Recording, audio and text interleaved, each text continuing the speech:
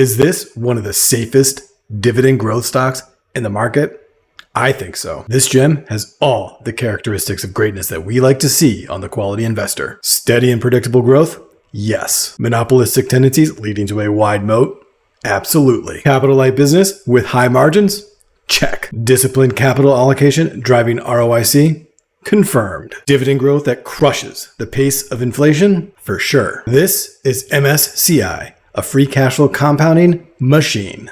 Welcome to the Quality Investor. Well, another great earnings for MSCI. And while they initially popped as much as 12% post-earnings, the broader market saw to it that we did not get to rejoice for very long. Despite that, MSCI is still up a respectable 5.5% since the earnings. But while we'll get into earnings in just a minute, I quickly want to say that this might be one of the best, if not the best, dividend growth stock in the market right now. But before we get into it, please like this video and subscribe to the channel. It only takes a second, helps us grow, and you can stay on top of all the quality businesses in the market. I posit this notion because of certain characteristics that MSCI possesses. It is an extremely capital light business. This means it requires very little reinvestment back into the business to continue its growth. It creates and manages indices for fund managers to benchmark themselves. This means no physical assets to maintain. And because there is very little marginal cost of goods sold that grows with revenue, they have high operating leverage. There is almost no marginal cost to generate new revenue above the initial cost of creating the index. This also leads to high margins. Because of that, they can generate a very high return on the capital that they do have invested in the business. The higher the ROIC, the higher the free cash flow. And free cash flow is the lifeblood of good investments. I've gone over their wide economic moat in other MSCI videos that I've done. Please see those links below. The combination of their wide economic moat, allowing them to protect their returns, and their compounding free cash flow makes this a superior dividend growth stock. Since they need to reinvest very little back into the business, they can afford to pay their investors back with a fast growing dividend. So I briefly want to go over their earnings, and then I'll show you why their potential dividend growth is driving their share price. MSCI just continues to impress quarter after quarter. Their operating revenues of $707.9 million, they were up 14% year over year. You can see their operating income, it was up only 10.6%, meaning it did not grow as fast as the revenue, and that did shrink their margin down to 54% from 55.7% a year ago. But we'll see that that's actually due to some higher amortization expense due to some acquisition activity that they had. Their earnings per share also grew a very healthy 9% to $3.37 per share. And it also says here, highlights include another quarter of record AUM balances and financial products linked to MSCI indexes, which means more asset fees for MSCI. And on that note, you can see the asset fees were up 18% year over year. And on the operating expenses being up a little bit more than revenues, it says that total operating expenses were $325.3 million, up 18%. And a large part of that was the $37.5 million operating expenses, really their amortization expenses associated with Private Capital Solutions, formerly known as the Burgess Group, Carbon Markets, which was Trove Research, Fabric, and Foxberry, which were all acquisitions that have occurred so far in 2024. And I think a very good illustration of that, if you look at the segment operating revenues and the adjusted EBITDA margins for each of their segments here, you can see the index, which is their largest segment, had a 77.3% operating margin versus 76.5% a year ago. Their analytics segment had a 49.2% operating margin versus a 43.5% a year ago. However, their ESG and climate segment, it did come down about 2% from a prior year. But the big drop here was in their private assets segment. It came down to 26.8% operating margin versus a 32.6% operating margin a year ago. And a lot of that acquisition activity was slotted into this segment. My point here is to show you how good the margins really are for this business. And once they're on a more normalized basis, their margins are incredible. And it's those high margins that really drive MSCI's incredible return on invested capital. To really put that into perspective, without a lot of that acquisition activity, MSCI is generating 60 cents in operating profit for every dollar of revenue it collects. But like I said, those margins, they really drive the return on invested capital, which ultimately comes through in the form of the cash flow. You can see the net cash provided by their operating activities, it grew almost 20% year over year.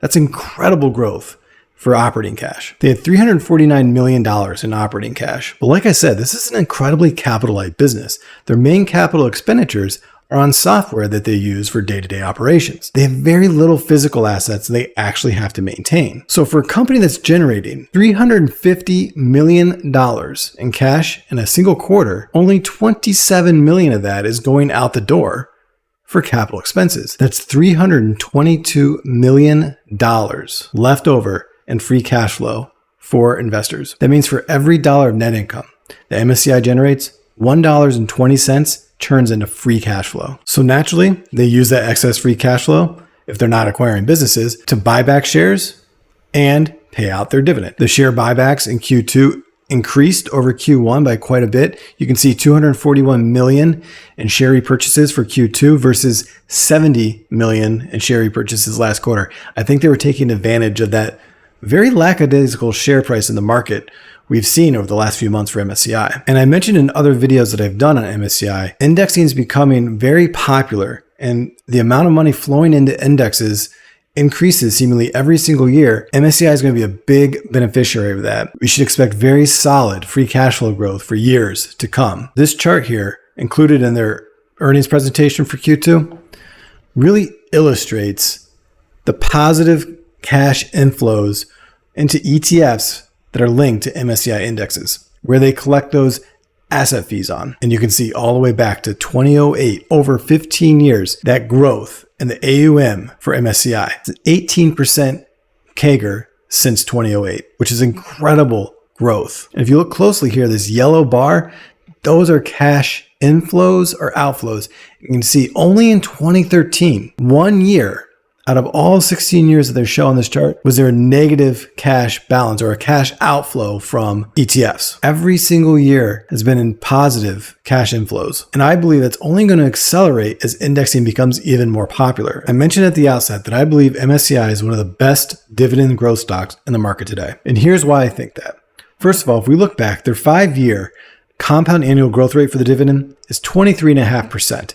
They've paid their dividend now for 10 years, so we'll see that 10-year CAGR update next year, but a 5-year CAGR of 23.5%. And you can see that incredible growth here every single year. Their current dividend now is at $6.40, which was only a 16% year-over-year growth. I'm modeling now for the next 5 years, 13% for my base case for dividend growth. Just 13%. Right now, they have a free cash flow payout of 39%, meaning they only pay out 39 cents for every dollar free cash flow in dividends. I'm projecting a perpetual growth rate for the dividend at 6.06%. That gives them a projected free cash flow payout by the end of year 5 here of still 39%. So these are by no means crazy growth numbers here for their dividend, and they can easily cover that dividend. That's a dividend discount price of $781.45. Their current share price is $534.20. We look at our bull case for dividend growth over the next 5 years or so. I have their bull growing at 15%, which is still less than what they just increased their dividend by this past year. So this also coincides with the bull case for MSCI, meaning that free cash flow payout is going to go down because I have their free cash flow in general increasing a little bit faster than the base case. That's a dividend discount price of $892.38. Their dividend is really driving their share price right now. It's an incredible dividend. It's just going to get better. It's a very good growth opportunity if you're a dividend investor to look at MSCI. I quickly want to show my growth assumptions here. So my base case has the revenue growing at 9%. And my bull case has revenue growing at 11.8%. If you can see here on a bull case for their index segment of the business, I have their revenues growing at quite a bit at 13.68% for index subscriptions and at 12.8% for the index asset fees. Their ESG and climate segment, however, I have growing at 10.8%, which is far less bullish than what the business itself has for their ESG and climate segment. The business is actually more in line with this number here. I have it at 14.38 for my base case. The business is actually projecting high teens for long-term growth for the ESG and climate, I'm not quite as bullish. I think the indexing is actually going to be a bigger growth area. I explained that all in my other video for MSCI that I did on that. But coming down to the bottom chart here, using my revenue assumptions along with my operating margin assumptions over the next 10 years, we get a free cash flow margin on the base case of 48% by year 10 and on a bull case of 50.8%. This is assuming on a base case of $1.16 for free cash flow conversion. Remember, just this past quarter, they had $1.20 in free cash flow conversion. And on the bull case of $1.18 free cash flow conversion. So despite that really good growth that we saw this past quarter for free cash flow, I'm still being a little bit more conservative going forward. So what does the valuation summary look like once we put it all together? Well, like I said, they closed the day at $534.20 after that broader pullback in the market. My discounted cash flow price from the bear case is at $373.19, so not that great. Base case is at $456.12 and $619.90 for my bull case.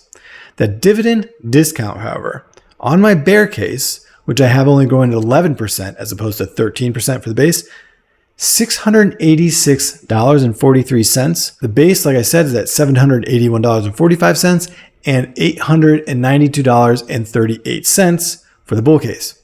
The exit multiple is at $599.07. The comps I'm using there are S&P Global, Intercontinental Exchange, Moody's, and CME Group. That gives us a valuation average for the bear of $507.97, $573.19 on a base case, and $682.81 for the bull case. Now, with absolutely no margin of safety, that is a buy price of $584.29. With a 10% margin of safety, which is actually my preferred margin of safety with MSCI, that is a buy price of $525.86 with a forward PE of 38.3. Given this sell-off that we're seeing in the market, it's very possible that this thing might come back down and give up all the gains it had post earnings. Also, because of that sell-off, that PE is still way below its 5 and 10-year averages at 35.8, well below their 5 and 10-year average, and a forward PE of 39,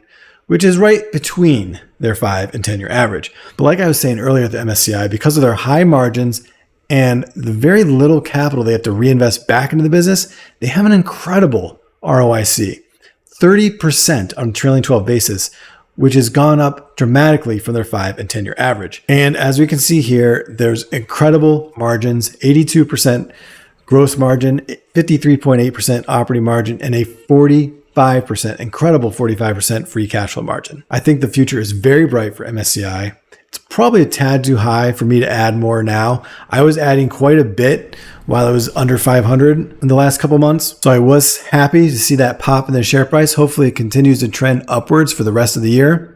But this is an incredibly safe business with a very wide economic moat. They do a great job of rewarding their investors with share buybacks and an incredible growing dividend. Thank you for watching today's video. And if you've made it this far, go ahead and subscribe to the channel. Thank you and happy investing.